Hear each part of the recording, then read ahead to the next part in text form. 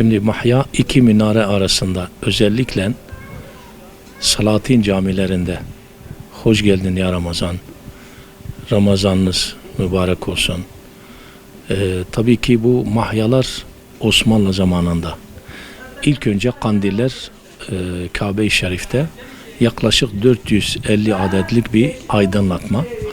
Tabii ki Osmanlı'da 4. Murat zamanında bu mahyacılık yavaş yavaş bir meslek haline geldi.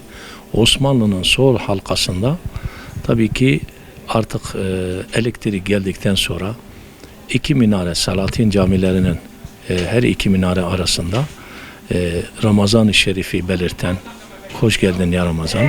Tabii Cumhuriyet'in ilk yıllarında bu tayyareyle, yani şimdi Türk Hava Kurumu ile ilgili bazı yazılar asılmış. Tabii ondan sonra mahyacılık artık elektriğin gelmesiyle bu normal iki minare arasında Ramazan'ın habercisi olarak bu mahyacılık bir meslek haline gelmiş.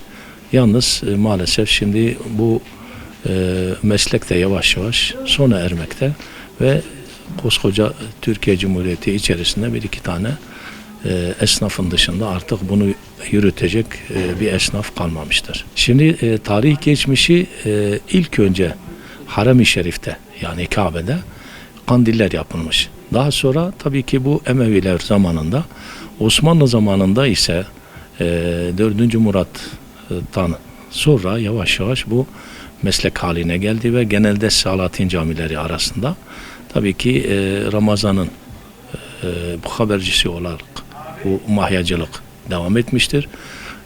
Türkiye Cumhuriyeti zamanında, yani normal şimdiki içinde bulunduğumuz zaman zarfı içerisinde elektriğin gelmesiyle de artık Salatin camilerinin iki minaresi arasında Ramazan'ın habercisi olan hoş geldin ya Ramazan, Tevbe ayı Ramazan ve Ramazan'ı şekillendiren, artık onun geldiğine haber veren bazı yazılar yazılmaktadır. Asıl amacı insanları Ramazan ayında ibadete teşvik için o Ramazan'la ilgili camiler içerisinde bir aydınlatma.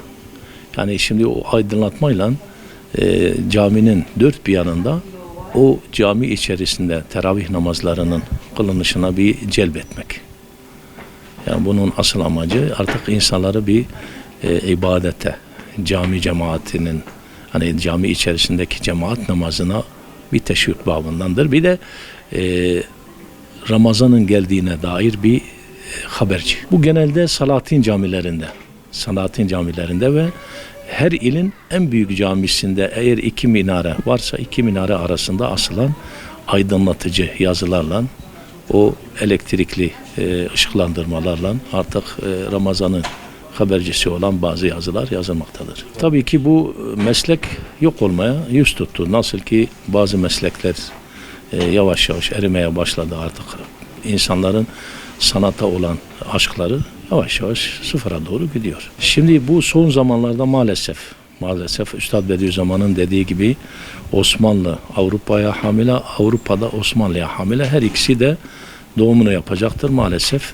Gitgide artık ibadete olan şevk yeni gençler arasında, özellikle Türkiye'miz içerisinde maalesef azalmaktadır. Ama Avrupa'da fevç insanlar İslam'a ve şevkle ibadete bir meyilleri daha fazla.